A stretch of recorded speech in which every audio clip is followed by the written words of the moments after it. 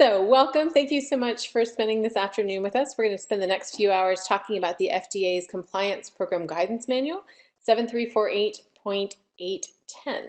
So, how many of you are familiar with the FDA's Compliance Program Guidance Manuals? Basically, the instructions, I know some of you are, basically the instructions on how the FDA will conduct their inspections.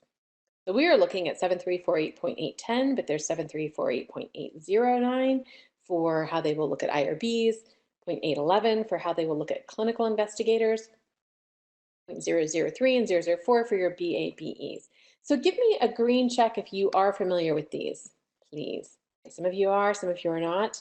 Okay, so we are going to be focused on the one for sponsors, CROs, and monitors, and it was updated in 2017 to make way for or provide additional information for registering our studies on clinicaltrials.gov. So what we'll talk about today in our time together is we'll look at how regulatory requirements are being incorporated into inspections. So the FDA gets inspected too by the Office of Inspector General, and then those things trickle down to us. We'll look at the Compliance Program Guidance Manual and the rules that support changes in inspection focus. So the final rule, for example, for our registration of trials on clinicaltrials.gov. We'll look at the FDA's application of the inspection manual contents as reflected in regulatory communication. So for example, the FDA will put in warning letters that we need to find a way to bring ourselves into compliance. And even though it's not a regulatory requirement at this time for sponsors and CROs to have standard operating procedures, there are about 18 SOPs that the FDA is going to want to see buried in that compliance program guidance manual.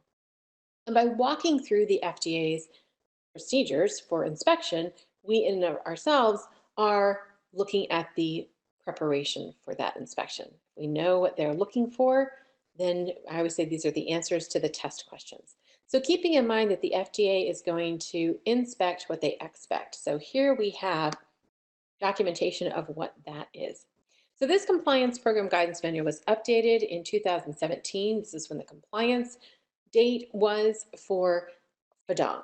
So updating those trials and reporting results for clinicaltrials.gov. FDA looks at quality systems and quality subsystems, and this is something that they've done in manufacturing, bringing it over in 2005 into good clinical practice.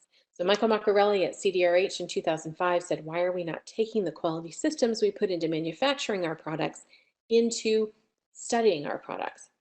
So when we think about quality systems at the site level, we know that with ICH E6, GCP, R2, we have now under Section 5.0 requirement for quality systems. And I say requirement even though it's a guideline because most of us put it in our protocols that we're going to follow it. And in doing so, it becomes a requirement. So are you all familiar with the updates to ICH E6, R2? November of 2016. Give me a green check if so, please, or red X if not.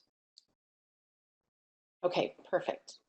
All right, so you're familiar with the quality systems and making sure that we have quality assurance and quality control, and we've done risk assessments. So this really drives the establishment of the sponsor. What is it you are obligated to do, and are you structured to actually do it? So the FDA is going to look at organization and personnel. And as we see, they're going to say, what is it you do? How are you structured to do it? We're going to look at job descriptions and CVs. We're going to look at training records. We're going to look at qualifications.